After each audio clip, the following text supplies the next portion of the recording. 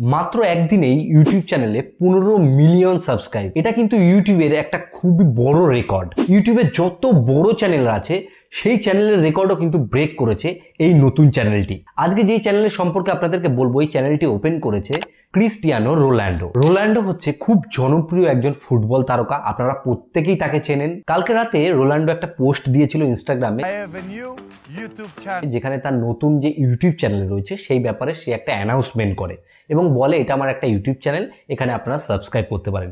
এবং তার Instagram follower বেশি হওয়ার কারণে তার কাছে কিন্তু প্রচুর চ্যানেলে সাবস্ক্রাইব আসা শুরু করে। এখানে মেন ব্যাপার কি বলুন তো, সে যেহেতু জনপ্রিয়, তার জনপ্রিয়তার যে পাওয়ারটা রয়েছে সেটা কিন্তু ইউটিউবের ওপর কিন্তু প্রভাব পড়ছে। তো ইউটিউবের যে রেকর্ড সেটা কিন্তু এই চ্যানেলটি ব্রেক করতে পারে।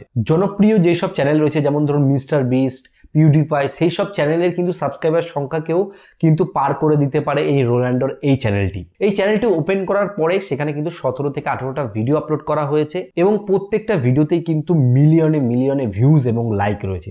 সব থেকে মজার বিষয় এটা হয়েছে, চ্যানেলের শুরুতেই কিন্তু গোল্ডেন প্লে বাটন আনবক্সিং দেখাচ্ছে। তার মানে এখান থেকে একটা জিনিস বোঝা যাচ্ছে যে ইউটিউব আগে থেকেই জানতো তার চ্যানেল ওপেন করা হবে, এর জন্য গোল্ডেন প্লে বাটন কিন্তু আগেই প্রিপারেশন নেওয়া হয়েছিল এবং ভিডিওতে দেখা যাচ্ছে সেই গোল্ডেন প্লে বাটনটি সে আনবক্স করছে খুব আনন্দ সহকারে। এখান থেকে একটা জিনিস বোঝা যায় যে মানুষের যদি ফেস ভ্যালু থাকে তাহলে যে কোনো প্ল্যাটফর্মেই কিন্তু সহজেই ফ্যান বেস গেইন করা সম্ভব।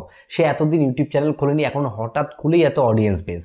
এই যে আমরা বাংলায় কন্টেন্ট ক্রিয়েট করি, আমাদের বাংলাতেও কিন্তু এই জিনিসটি সম্ভব। রিসেন্টলি একটা ঘটনা ঘটেছিল যে প্রবাসে ঘরকন্যা বলে একটা ইউটিউব চ্যানেল রয়েছে, খুব জনপ্রিয় একটা ব্লগ ইউটিউব চ্যানেল।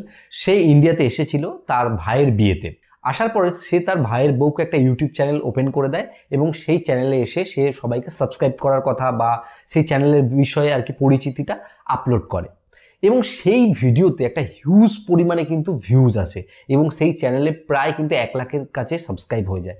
তো এখানে যে ফেস ভ্যালু রয়েছে সেটা কিন্তু অনেক বড় ভূমিকা পালন করে একটা কন্টেন্ট ক্রিয়েশনের দিক থেকে। যারা ফেসলেস কন্টেন্ট ক্রিয়েট করেন তাদের ক্ষেত্রে বলবো, দেখুন ফেসলেস কন্টেন্টে ভিউজ হয়, সব কিছু ঠিক আছে, কিন্তু কোনো কারণে যদি আপনার চ্যানেল ডিলিট হয়ে যায় বা ইস্যু চলে আসে, সেক্ষেত্রে আপনার ফেস ভ্যালু না থাকার কারণে আপনি কিন্তু আরেকটা চ্যানেল সহজেই তুলতে পারবেন না।